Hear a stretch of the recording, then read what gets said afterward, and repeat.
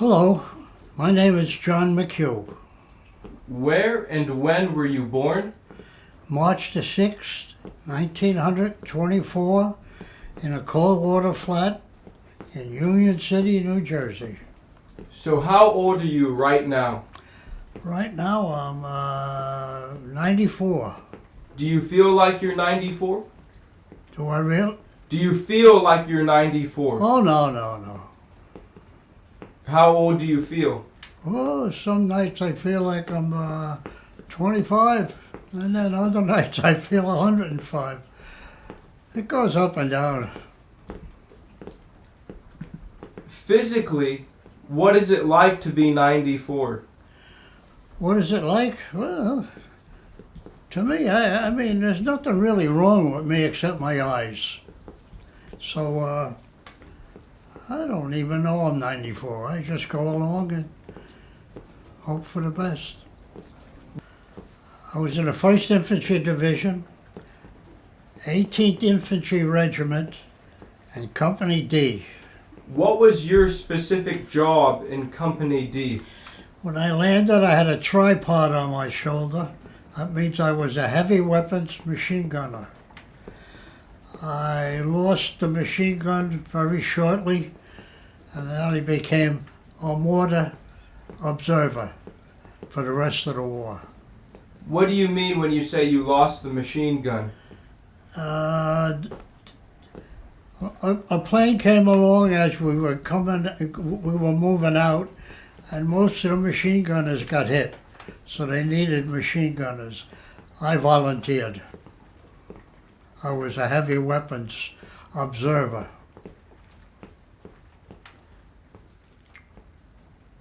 Now tell me, sir, you mentioned in Company D you were assigned to other companies. Yeah, Company D is the weapons company. They have heavy machine guns and they have heavy 81 millimeter mortars. We're assigned to each company. If B company needs machine guns, they send the machine gunners. If they need mortars, they send mortars over. So we get assigned to companies. And how long were you in the machine gun section before you went to the mortars? I landed with a tripod, which means I was a machine gunner. And it was very shortly after that, we made a beachhead, and then we were moving out. And as we were moving out, a plane came along and hit all the guys that could fire all the guys that could fire 81 millimeter mortars were hit. So they were asking who can fire an 81. So I volunteered, and I got into the 81s, which was a pretty good move. Pretty good move as far as living through the war. The machine gunners got killed more than the mortar guys. And what was your job in the 81 millimeter mortar section? Well, first of all, I was one of the few guys could fire the gun and take instructions how to fire the gun. So there wasn't many guys could fire an 81 millimeter mortar. But I had weapons training, so I went in there. And eventually, what was your job in the section? Well, I was a gunner. I was a gunner in the 81s. But very shortly, the guy on the observer got hit, and they wanted to know who could be an observer and fire the 81 millimeter. So I volunteered. Talk to me about the job of a forward observer for the 81 millimeter mortar. All right, you got your gun and you set them up in a direction, eastward, westward, whatever. And then you go out and you look for targets, and you get as close as you can to the enemy to see where they are, and then you call back, you give him directions, and you give him just how far he should fire the gun. Well, there's where the mistakes come in, because sometimes the mortars would fall too close to the observer, so you'd have to tell him another 50 yards out. So eventually you'd get it, but in the beginning it was kind of scary. What kind of targets were you firing at or calling mortar fire on? Okay, the observer goes as far close as he can till he sees something. And if he sees something, like if he sees a group of guys or he sees a gun or anything, he just let the gunners know how to set their gun up, and then he tells them to fire, and most of the time you hit your target. The enemy, they're setting up their guns, or they're just around talking and not realizing that somebody's looking down in their neck, and that's it. What was the range of the 81 millimeter mortar? Wow, there's a good question. I safely say a mile. And as the forward observer, are you up with the rifleman or are you behind the rifleman? I'm up there as an observer. My gun is in back of me, and I gotta know how far he is in back of me. And I go forward, I go ahead of the guys until I see something. And as soon as you see something, you set it up. And hope you got the right range and that the next shell is not going to come down on top of you. What was the highest rank you achieved by the time you left the service? What was my highest rank? Yes, sir. Me? I was a corporal. And every time we got replacements, they were sergeants. So that's as far as I could go, corporal. But they were under me, the sergeants. They were replacements.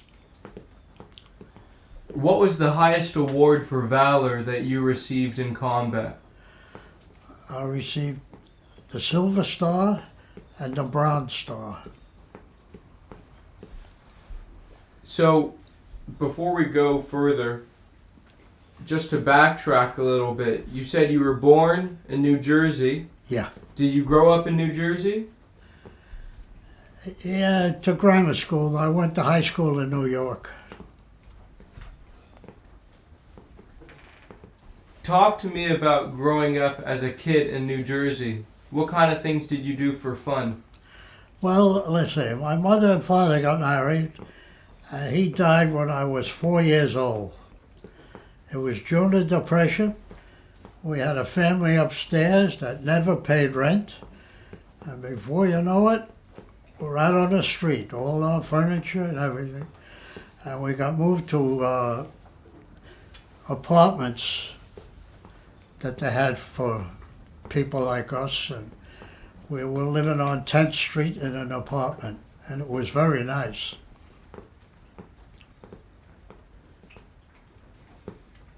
How many members were there in your family?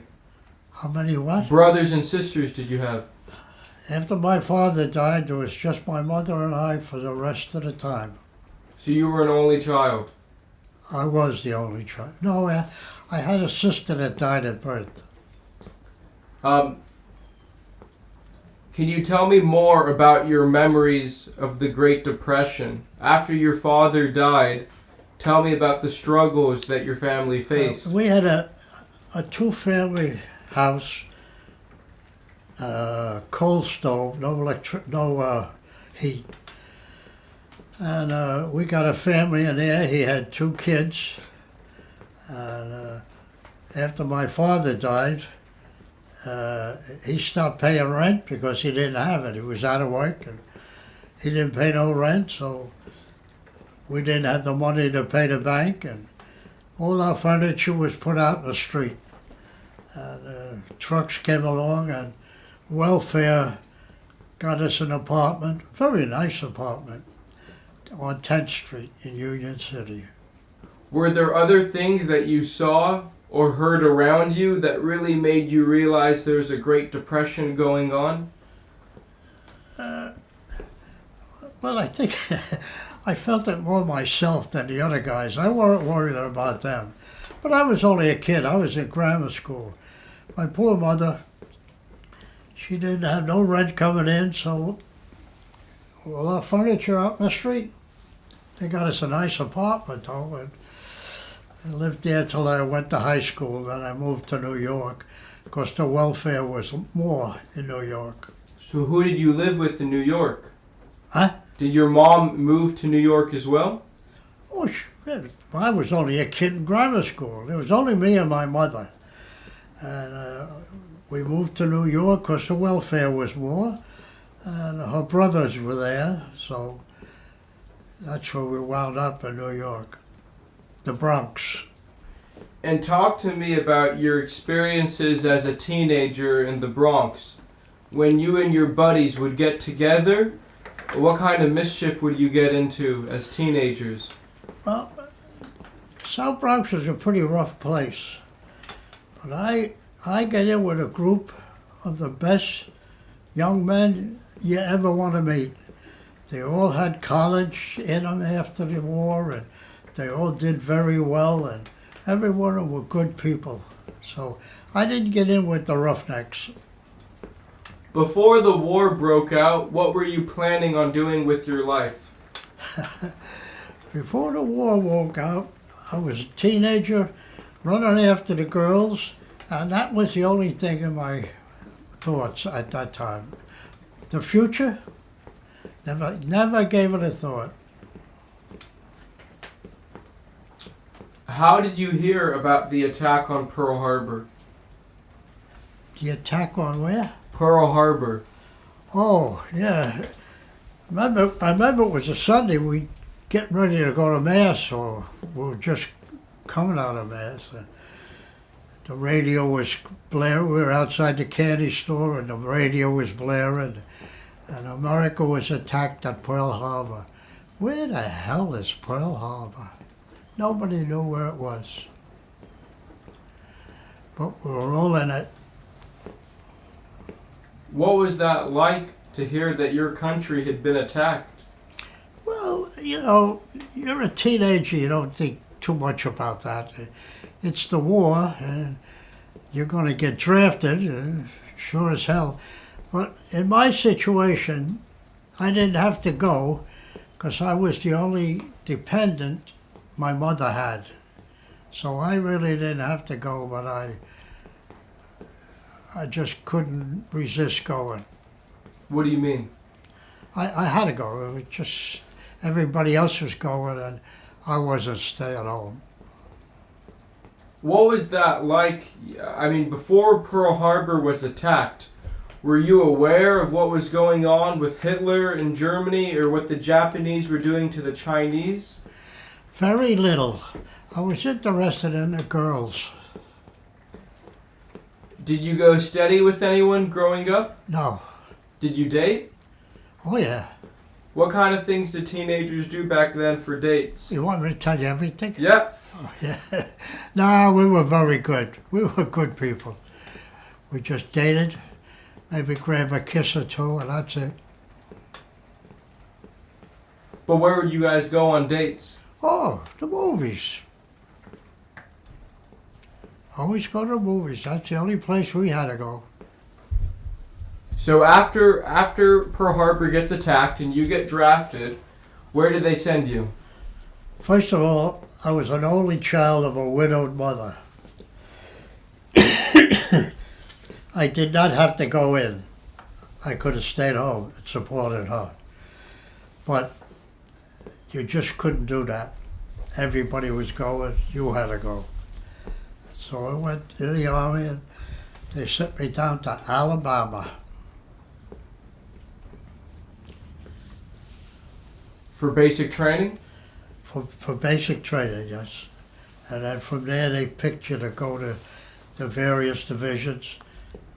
And, what do you remember about your basic training in Alabama? well, it was tough. I mean, they put you through they really give you a good going over. But we got our first leave, and we all went into town.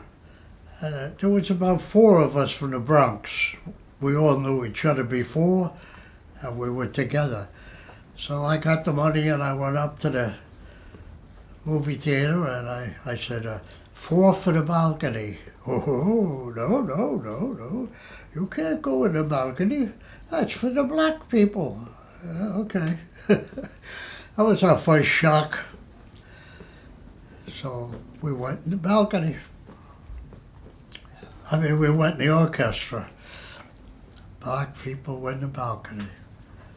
What else do you remember about segregation in Alabama? Segregation, right? Segregation? Yes. I don't know. We were in camp. We were in training. And right after that, we got shipped out. But Alabama was, that's the biggest shock, that I couldn't go in a balcony at a movie. Because where you grew up in New York City, it was a very diverse area. Oh, yeah, sure. Black, Spanish, Irish, they were all there. What do you remember about the physical regimen at basic training? Some of the physical things they made you guys do? Well, they put us through the paces. Guys were fainting. Don't pick them up, don't pick them up. You just have to keep going. The guy's laying there, falling down. It was hot in Alabama. And they put you through some paces. So it was a tough training. Do you remember any of the long marches you all did? Yeah, or the hikes? 35 mile hikes we had. 35 miles. Guys are dropping all over the place. In Alabama with that heat, Did you ever pass out? Not me, no. How did you motivate yourself to keep going on that long of a hike? Just let them drop there. Somebody will come along and pick them up. But I'm saying, how did you keep going yourself? Me? I don't know. I don't know why I couldn't do that stuff, but I could. I was a real skinny kid. I could do it. I don't know why, but I could. So from Alabama, Fort McClellan is where you were, right? Huh? Fort McClellan? Yeah, Fort McClellan, Alabama, yep. After Fort McClellan, where do you go? Well, they, after our training was over, we come along and guys come along, all right, you two over here, you three over there, and you'd go into a division. And I was so lucky that I got into the first division. They were experienced, and they were experienced, sure they were. And I got in with them good. But they didn't like new people, especially rookies, never saw combat. Oh, you were zero to them. But before you got to England, where you joined the First Division, how did you get overseas? Where did you leave? Your port of embarkation?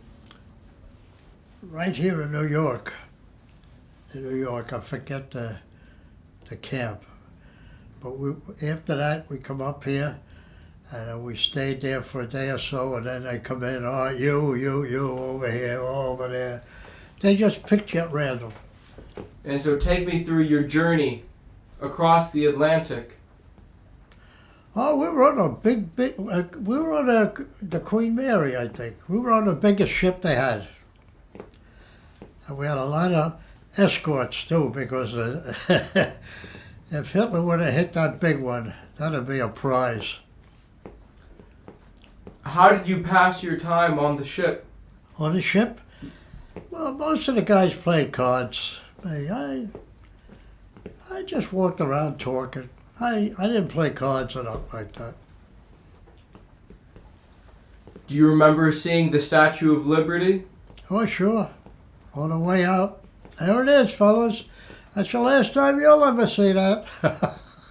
Make you feel good. And so, you get overseas. Where do you arrive? Oh, I couldn't tell you that, but I know they come in about the second or third day we were there. They come in and, you two there, you two there, you two there. Come in, they grab people and tell them where to go, and all of a sudden I was in the 1st Infantry Division. And do you remember where you joined the 1st Infantry Division, where they were stationed? No, I don't. I can't remember. But this is in England. Huh? This is in England, right? Yeah, we were in England for a while, yeah. And so, are you automatically assigned to D Company? Oh, yeah, I was assigned to D Company the day I got there. And what was some of the advice that the combat veterans told you about combat and what to expect? They didn't even like having us. They were veterans. They didn't like having the brand new guys put in. But eventually, they got around. So, when you were in England, you guys were making preparations for D-Day. What do you remember about the practice landings that you guys made? We had one practice landing, and a U-boat came in, and they hit one of the ships that was loading, and killed everybody on it. That was very exciting, right there in England. So take me through the days leading up to the invasion. What's happening? Well, we went through a lot of training, an awful lot of training. The guys were falling down with the heat, but they got us ready. And that day came, and off we went on those big ships. And then from the big ships, we had to go down the rope ladders to the invasion boats. So. And how many men would you say would be in one of those Higgins boats? I often wonder how many. Well, I'd say about 30. And, do you remember going down the rope ladder onto the boat? Oh, yeah. And I heard one guy fell right through the ropes. Down he went with all his luggage and everything. I wasn't on that one, but somebody was yelling, "Don't go after him! Don't go after him!" And nobody went after him. He just went down. Once you got onto the Higgins boat, what was the attitude of the men on the boat? Were you guys talking? Was it quiet? What was... Well, I would say it was more or less quiet. Everybody had their own world to go into, to think about, think what's going to happen. Everyone thought it was quiet. It was quiet. What were you thinking about as that Higgins boat made its way towards Omaha Beach? I really have no idea. I know I was scared stiff, like everybody else. Did you think that there's a good chance you would get killed? Oh, that was right on the top of your head. Right on the top of your head. And how old were you? You must have been 20. I think I was 20, yeah. What's that like at 20 years old, not knowing if you're going to live? Well, it's the Army can psych you up in a lot of ways, Going to fight the Germans, and you're an American, and you got to go to war. I didn't have to go. I was an only child of a widow, but to stay home, that wasn't for me.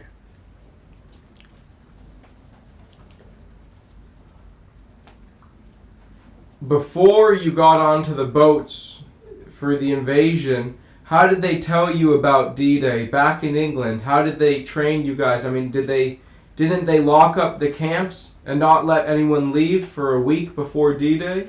Yeah, well, nobody could leave. Nobody got passes. Nobody left. We did a lot of training, a lot of walking. Guys passing out. Let them stay there. Let them stay there. But do you remember them your officers showing you maps of the beaches? Pictures of the beaches, where you were going to land and what you're supposed to do? Yeah, they had a big training room and maps were on the wall, and they'd be pointed out what was going to happen and where you were going to go. And yeah, they did all that. When was the invasion supposed to take place? When was it supposed to be? Yeah. Well, I understand it was supposed to be on the 5th. yeah, but the seas were too rough, so Eisenhower called it off. Then the next day it was rough again. He said, "When is it going to clear up?" Well, it may clear up the end of the day. I let him go. That was it. I mean, what do you remember when you were on the Higgins boat making your way towards Omaha Beach? What do you remember about the conditions of the sea and the weather? Well, the weather was pretty bad, and the seas were pretty rough. That thing was bouncing around, and quite a few guys threw up threw up all over the guy in front of them because we were packed into those boats. But we just had a big breakfast, and the seas were so rough, some guys couldn't hold it down, and so it was not a glamorous ride. And take me through, as you guys get closer to Omaha Beach, what do you see around you? What do you hear? Well, we were coming in. I think it was the boat on our left got hit with an 88 or something. Blew the whole bloody boat up. It was about from here to that house over there. Blew down, everybody in it got hit. Down they went. So we knew we were in war. We knew there was a war. We didn't like it, but we were there. So that Higgins boat to your left took a direct hit, and it just exploded. Yeah, it was a direct hit. Oh, nobody got out of that boat. What other kinds of enemy fire were you all taking on as you guys got closer to the beach? Well, when you get closer now, you got the machine gunners all over the place firing at you. I don't know, I was just a lucky guy. And do you remember what section of the beach you landed on? Omaha, easy, red. Can you describe to me the fortifications that the Germans had on the beach? The Germans had pillbox machine guns, and you couldn't see where they were. They were in a pillbox, and they had the machine guns. That's what they had. And every once in a while, an 88 would come over, and as I say, blew that boat to pieces.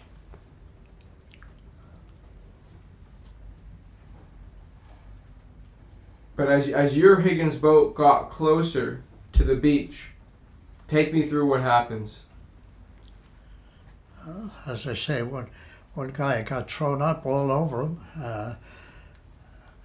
and everybody was kind of quiet. I guess they were all saying their prayers. I know I was. You were praying? Oh, yeah, I'm a prayer. So at what point did the Higgins boat drop you off? Right on the water, right on the sand. They went up to the beach. So you guys didn't have to wade through any water? Well, a little bit, but not much. I had a guy who went all the way up. All right, so the boat came up, dropped us in there wasn't much water, maybe up to your knees. And we all got out, and I think we're only in there a few minutes, and the gunner, not the gunner, but the second guy has the gun. He has the machine gun. The first guy, the gunner, has the tripod. He throws it down. The gunner puts the gun in the machine gun, and another guy comes over and loads you up with ammo. So it's all done very quickly. It's been trained. You've been doing it and doing it. But I had the tripod. I was the gunner. And I started running like hell, and all of a sudden I heard, oh, they got so-and-so. They got the guy with the gun. They hit him, damaged the gun, so we couldn't use the gun. We didn't have a gun that day. We looked all over for a gun. And every gun we had found or got from a guy, it was bullet holes through it or something. So we never had a gun. I was a machine gunner with a tripod and no gun the whole day. What happened to the second gunner? You mentioned he had been hit. Yeah, he got hit. He got killed. Can you describe the chaos going on the Easy Red section of the beach by the time you got there? I got there early, and there was chaos all over the place. Guys running like hell. All of a sudden, they dropped dead. They had those machine gunners up there picking everybody off. For some reason, I never got hit. What did you do for protection once you got onto the beach? There's no protection. You got to run up to that beach, and he's there with a machine gun. Just got to get up there before he kills you, get back of him, throw a hand grenade in, and blow him up. How wide would you say it was from the shore to the end of the sand? To the guns? Yeah. I think we landed on low tide, too. It was quite a ways. It was a good distance to run. I can't remember how much. Maybe 100, 200 yards. And do you remember, did the Germans have any mines? Oh yeah, they had mines, but we had the mine people up there. First, they went in first and swept pants for us. How would you know what a path would be? They had it marked. Was it the white tape? Is that the markings? Yeah, I think they had some white stuff they threw down. It made a path for us. And I know the Germans also had these hedgehogs. They were those, do you know what I'm talking about? Those iron crosses? Yeah. What did they do? They were meant to stop the boats. Oh, yeah. There were these big iron crosses and they had mines on them. Oh, yeah, sure. But we had the minesweepers go in first. Oh, they were in there early, trying to clear paths as best they could. So, after you get off the beach, what happens to you? Well, to get off the beach, you got to get on top of the beach where the Germans were. So it was quite a bit of time before we got up there. Seemed like forever to me. A lot of the veterans who I've interviewed that were on Omaha Beach, they mention a seawall of stones. Towards the end of the beach, there's a wall, of stones, where a lot of them sought protection behind. Do you remember anything? Yeah, I think there was something like that. Yeah, the wall hid behind that, but you had to go up past that. Couldn't stay there all day. And you mentioned something earlier about grenades. Grenades? You had talked about, was that the only effective way to knock out the pillboxes? Was with grenades? Grenades, yeah, sure. Yeah, drop a couple of grenades in there. Yeah, that was if we could get close enough where they didn't see us, we'd toss grenades in all the time. And I know the naval destroyers, they came up and started providing protection. Yes, that was for our beach. What do you remember about that? It was, first of all, unknown to us, on Omaha Easy, where I went in, they had a German infantry division practicing for an invasion. So we ran into a real mess.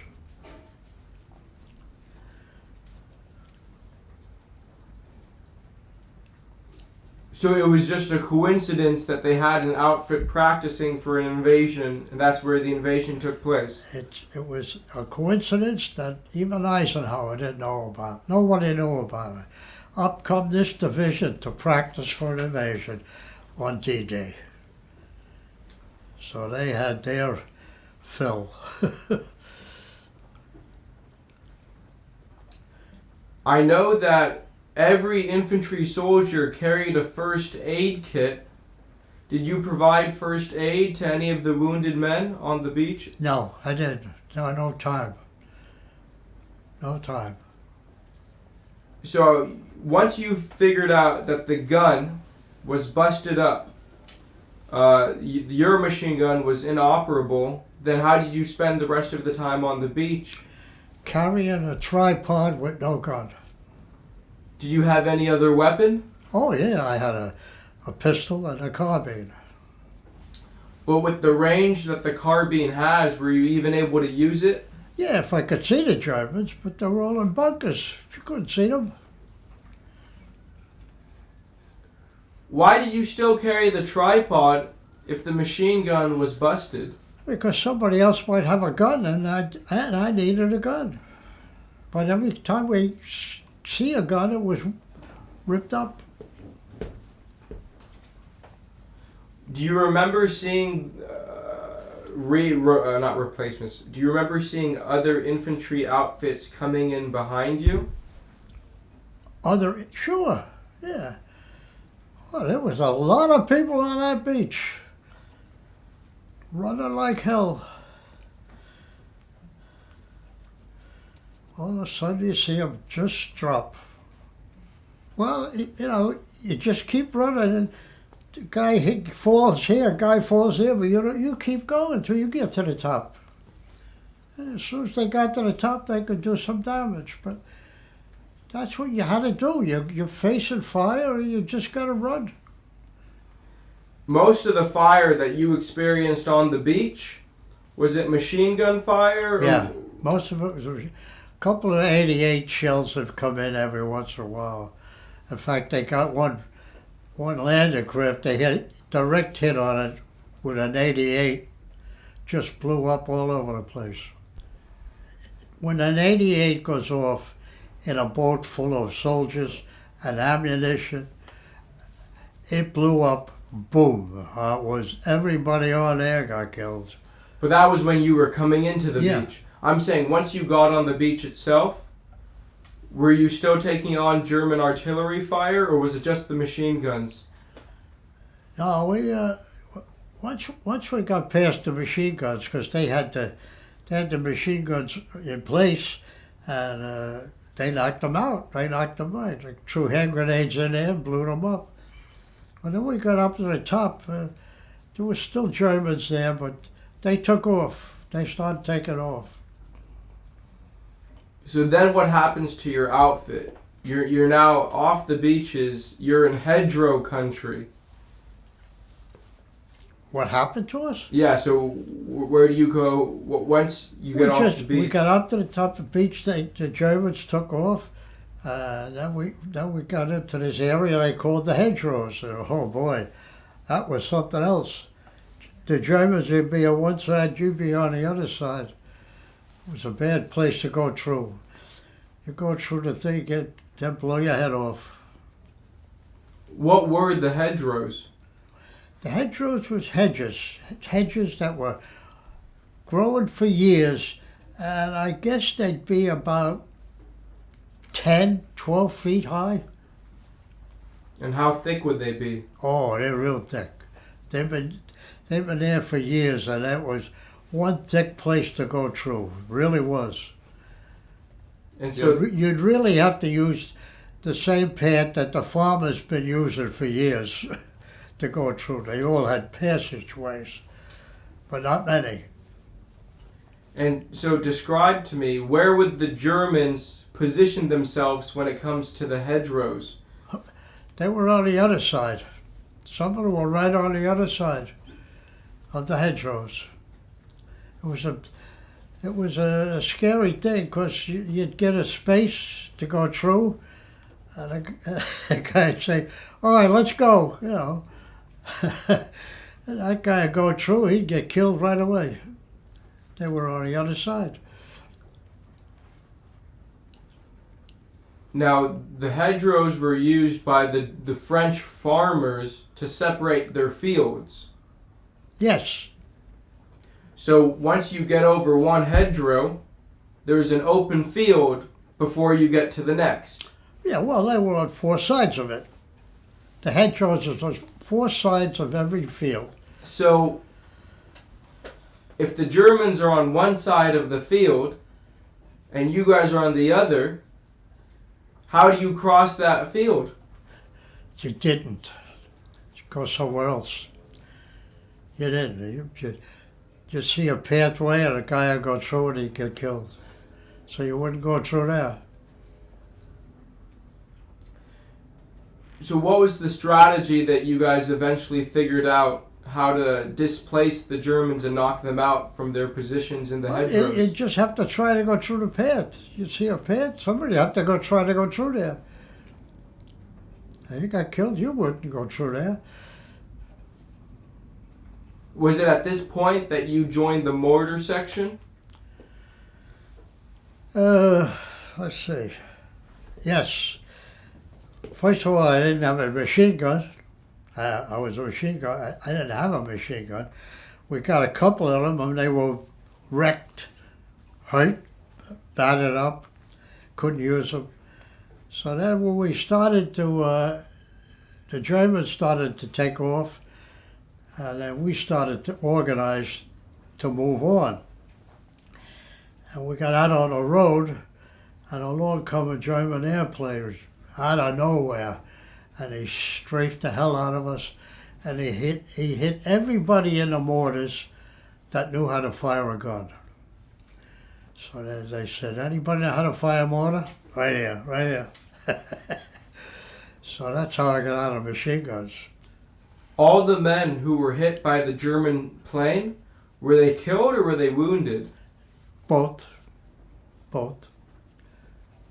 Some of them wounded so bad they're gonna never live. What was that like, seeing a plane coming barreling down at you and shooting at you? Oh, I had that a couple of times. It's the most horrifying thing in the world.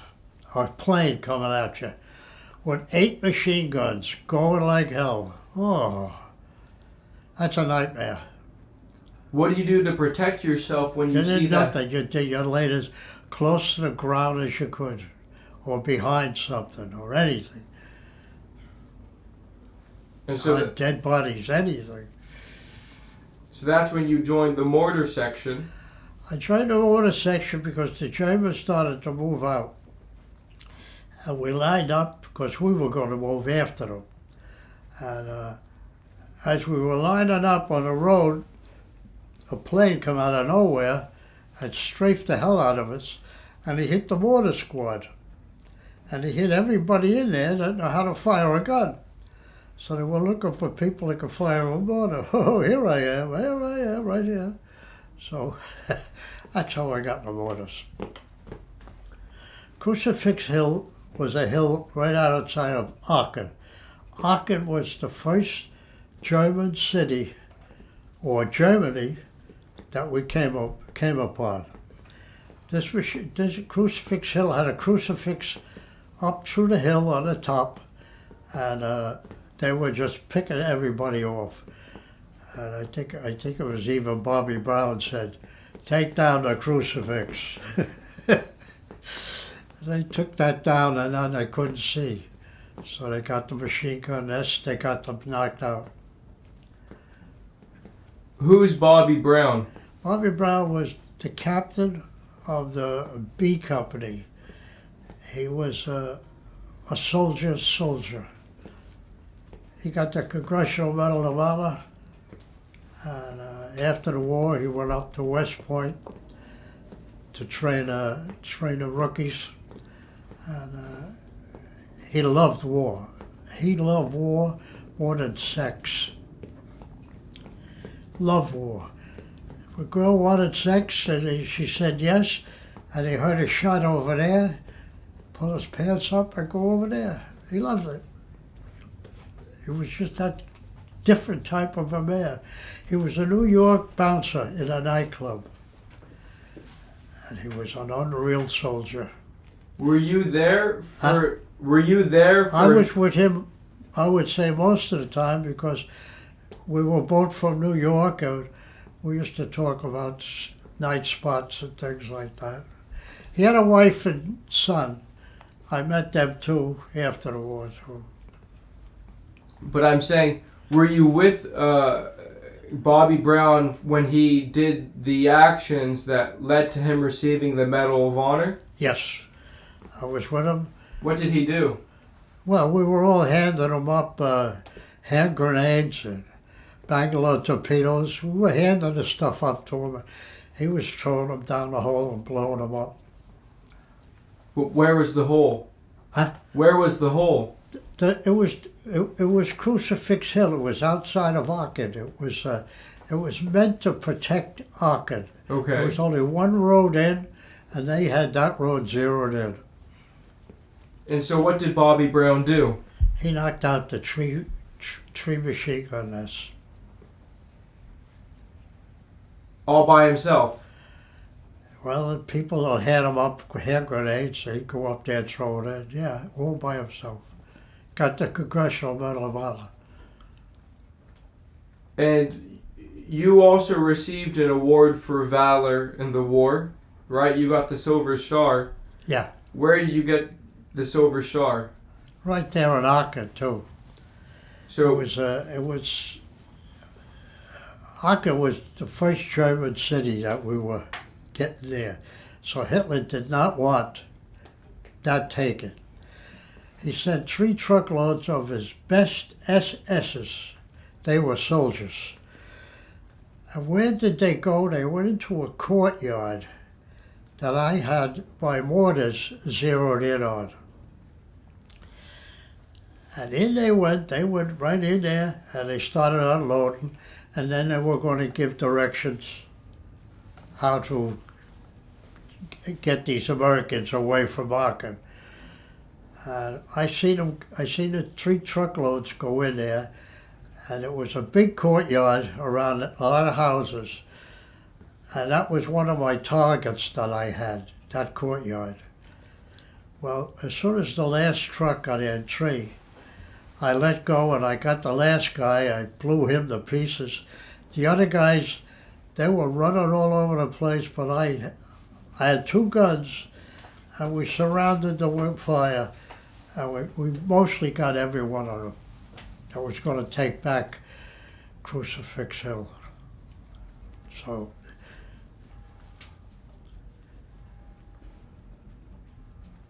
how many Germans would you say there were? well, I don't know how many you can get in a truck. I would say 25 maybe, cramped like, I don't know. There was 3 trucks. And how close were you to them when you were calling in the mortar fire? Not far at all, not far at all. I would say maybe 100 yards. I seen them go into the courtyard, and I knew that courtyard. That courtyard was one of my targets. So I put both guns zeroed in on that courtyard, and as soon as the 3rd truck started in, I let go. And they hit the 3rd truck right on top of it, blew that thing all the way up. It was, everything was blowing up around that truck. That was gone. There was 2 other guys in there, 2 other truckloads. And we just cut them off. We laid mortars all over that field. Not many guys, if they did, got out of there. Not many. Do you have any idea how many rounds you guys kept firing at them? What? Do you have any idea how many rounds you fired into the courtyard? How many rounds? Oh, no idea. I know they would just keep coming. They were bodies all over that place, that courtyard. And so that's what you got the Silver Star for? Yeah. When did you find out that you would be getting the Silver Star? Oh, I think later on, a couple of battles down the road. What was that like to find out that you had been awarded the... Well, you know, when you're in combat, you don't worry about stuff like that. But, you know, in fact, I just got it handed to me.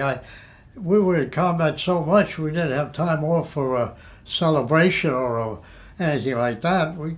They just said, "Hey, McHugh, here's your Silver Star." Okay, thanks.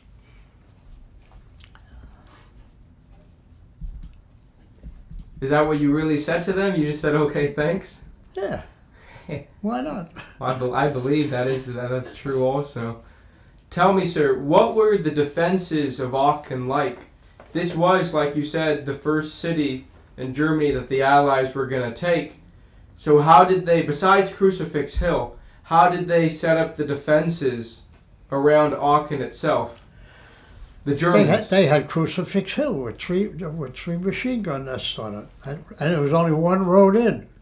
It was like zeroed in on that road. But once you guys got past Crucifix Hill, were there other defenses that the Germans had set up in the city itself? There wasn't that much. Crucifix Hill was a pretty good defense. It was probably one of the best they could think of. And Aachen, he didn't want Aachen taken. So he sent 3 truckloads of the best SS he had to stop the Americans from taking Aachen. And I caught them going into a courtyard, 3 trucks. It was a target of mine, that courtyard. So I had my 2 guns zeroed in on there, and we did a job on them. How did you know they were SS? Oh, after we saw the bodies laying all over. They have distinct uniforms. The best they got. What do you remember about the destruction done to Aachen? Well, I made a mess of that courtyard and the houses all around it, yeah. But Aachen got away pretty good because they took off and we went right through Aachen. Went on to the next place.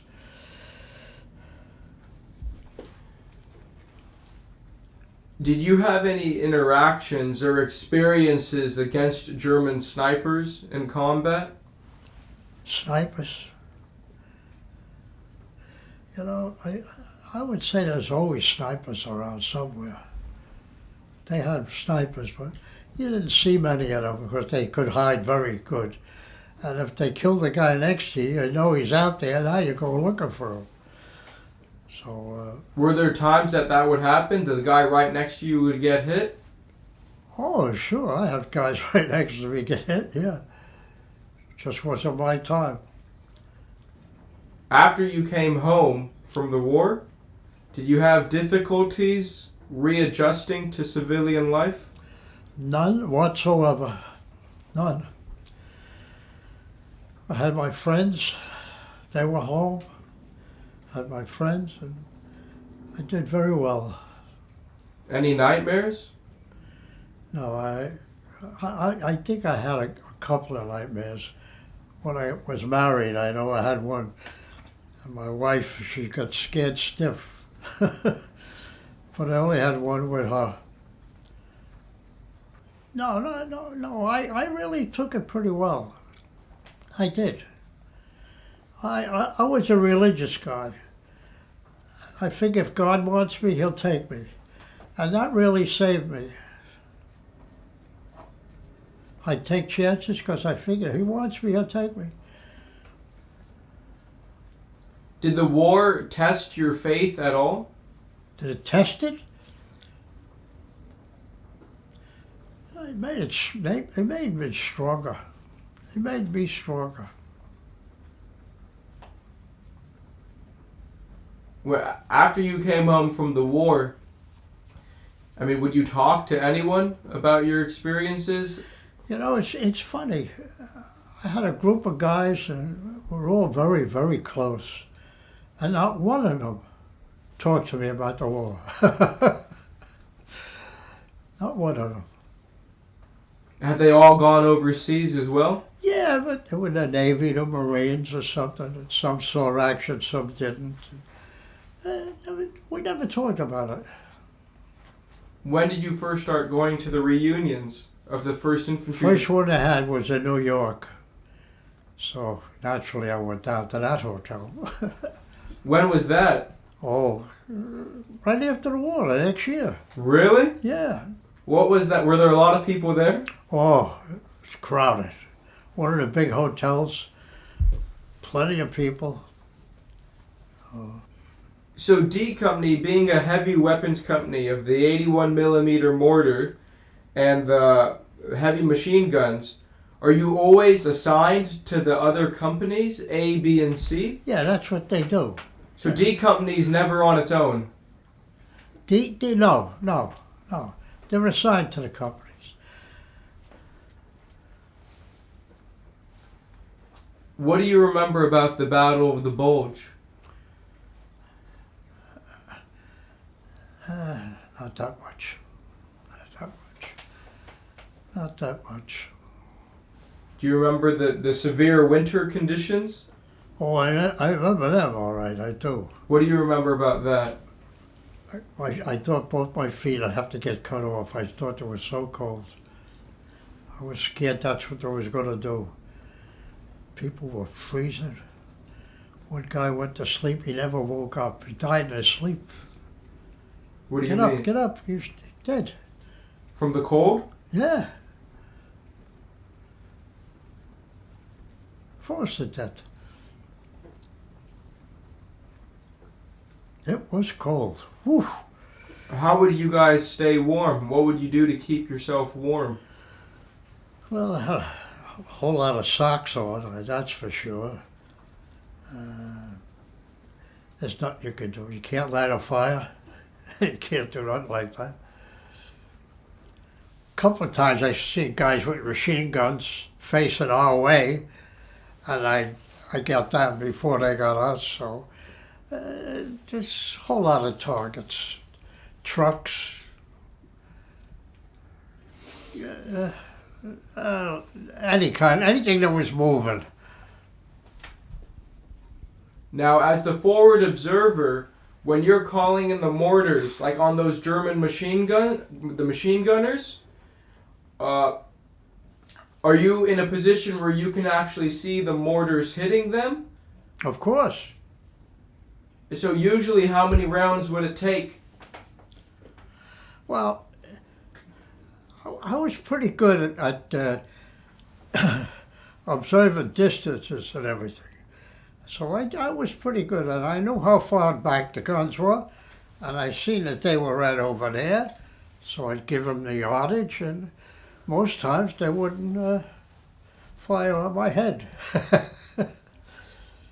But before you could actually hit the Germans, you would always have the first round close to the area, right? That's the round that you would base everything off of. That was one of my targets. When I come into a position, I set up targets, and we'd fire dummy rounds in there to make sure it was it.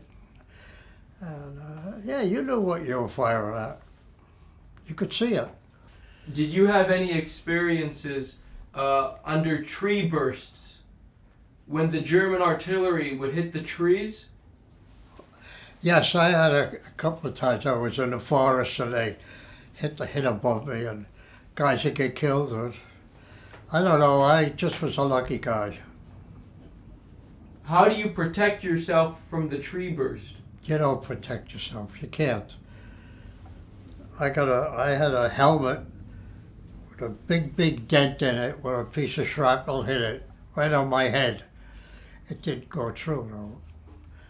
It gave me a big headache. What did it feel like when it hit you? Like there's a big bell ringing at Times Square and you're right in the middle of it all the time. Was that the closest you got to being wounded? The one on my helmet, but Yeah, I guess, I mean, shots were fired near me, but they never hit me. Well, they were just fired at our group, and all of a sudden I felt this, I got knocked right over. There it was. There was a big hole in my canteen. Something went through it, a piece of shrapnel or a bullet, something went through it.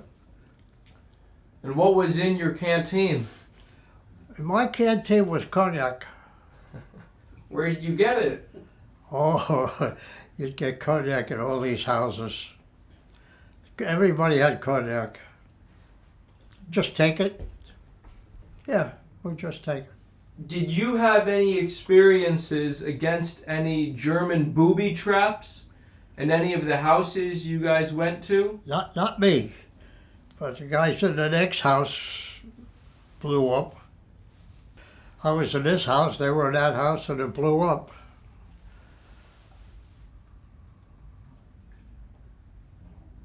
Did you pick up any souvenirs while you were overseas? Not really. I grabbed the German, I killed this German, and I grabbed this gun. It was a great piece of gun. He had all the bluing off it. He was really saving this one. So I took that gun, and after the war, when I went to see my friend, I gave him the gun. We passed it through a town, and I saw this gun.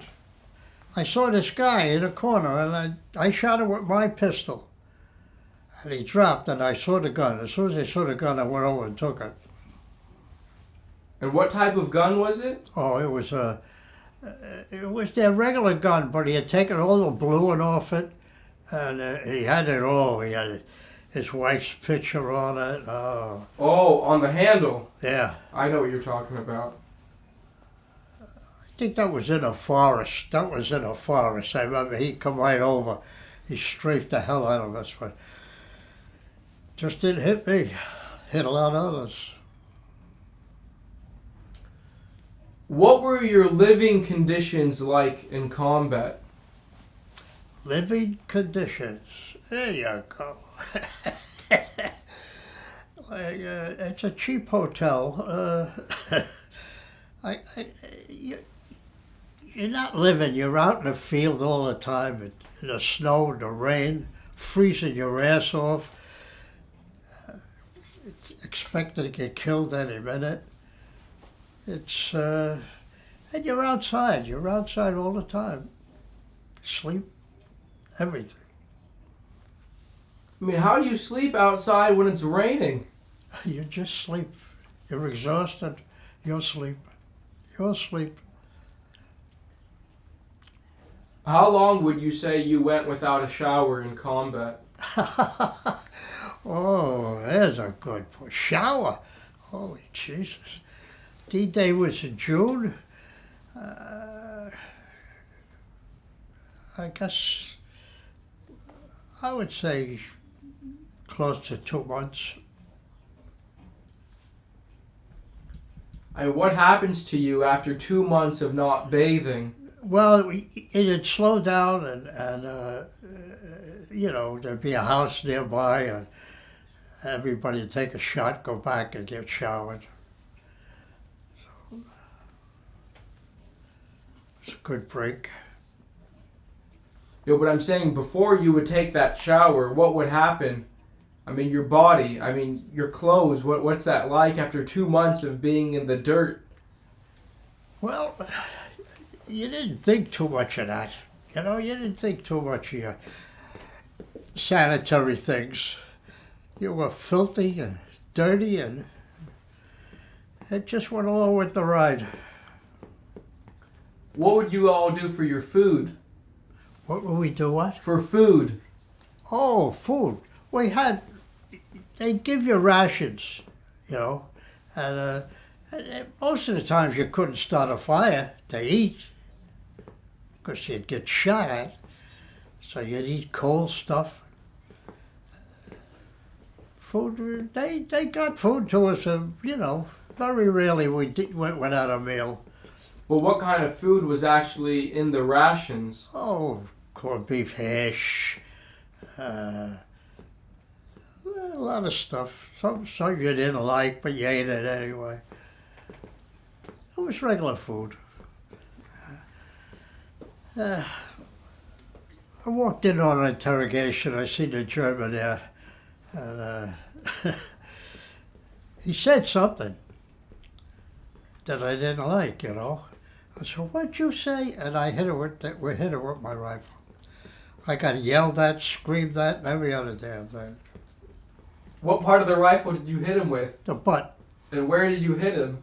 Across the face. What happened? Broke his nose, I think. But did he say something to you in German?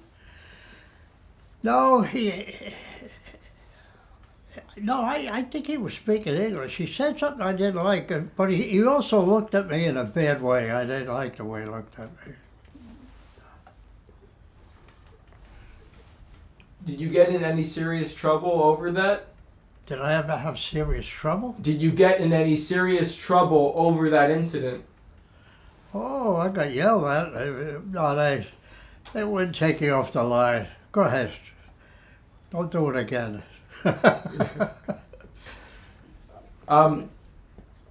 They never bothered the infantrymen too much. They just sent you back. But when it comes to POWs, some of the veterans who I've interviewed have mentioned that there are times when prisoners were not taken. Did you ever hear about that happening? Prisoners were not taken. Did you ever hear about that? They killed them. Yeah. Oh, yeah. Is that true? Yeah, sure, it's true. You don't want to be bothered with them. You haven't got enough men to take them back. So what would happen? Kill them.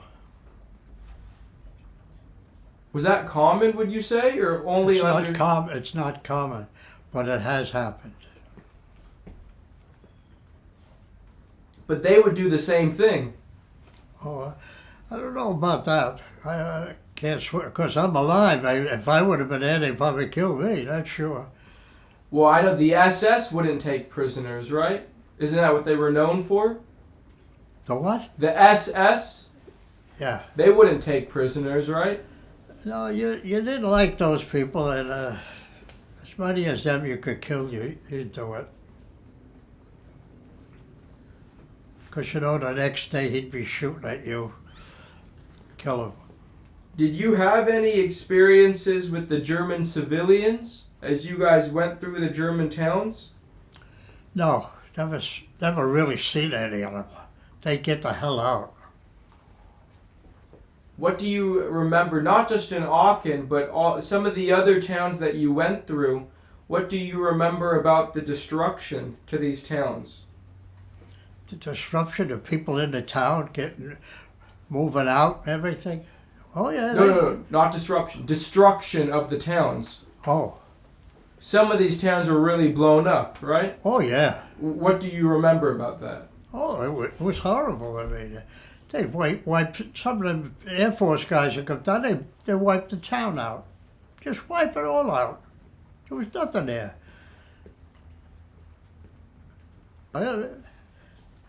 If you were stuck in a position and the guy in the next foxhole is screaming bloody murder, you'd go over and try to help him out or shoot him. Why would you shoot him? Because nobody could save him and he was in mortal pain. You don't think, did guys actually have to do that? Huh? Did guys actually have to do that? You don't have to do it. You're not told to do it. I guess they don't want you to do it. But I done it twice. Because they were that severely wounded. Oh, yeah. Screaming. No medic in sight. Kill them.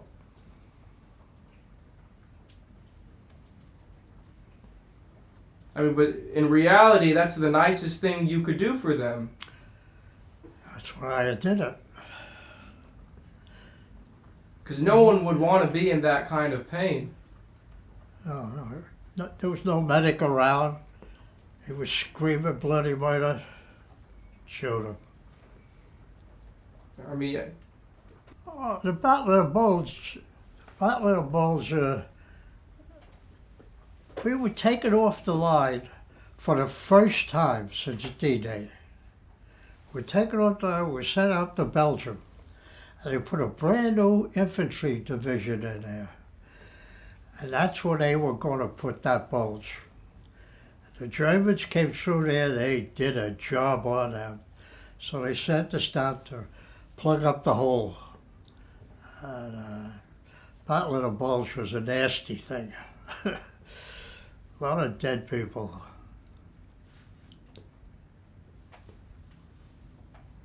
When you were in combat, were there times that you used the carbine? I know you talked about your pistol, which was a .45, right?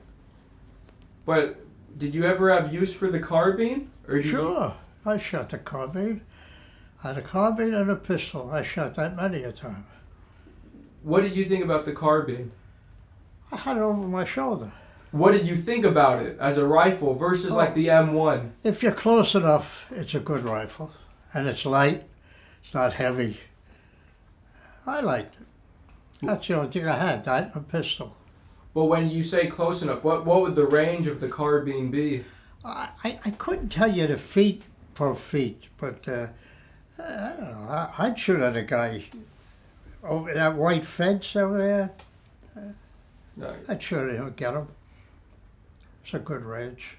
But as a forward observer for the mortars, I mean, correct me if I'm wrong, but aren't you trying to stay hidden as a forward observer? Yes, you better be. Yeah, you're damn right. If they see you, they'll get you, sure. So if you're firing at the enemy, aren't you giving away your position as a forward observer? Well, you'd only do that if it was a good target and you knew nobody was around looking. You'd have to be careful of what you did. Would there be times that you would see Germans but you wouldn't fire as to not give away your position? Sure. Oh, many a time. Then I'd send them orders. So you'd still get them in the end? Yeah. Did you have field glasses? What? Did you have binoculars that you would use? Well, I had them, yeah, but I really never was that far away that I had to use them. Well, because your vision back then was perfect, I'm assuming. Oh, see, I got into the Army, I was perfect. But when you would use the carbine, is this usually in the towns or in the forests? When you use a carbine, if you're close enough, you're going to kill them. It's a good gun. It's light. But you would only fire it when you're with some other rifleman, right? You wouldn't just be firing it on your own. Well, yeah, well, I mean, I remember one time I was all alone. I was pretty far out there ahead of the guys, looking for something to shoot at with the mortars. And I got a target.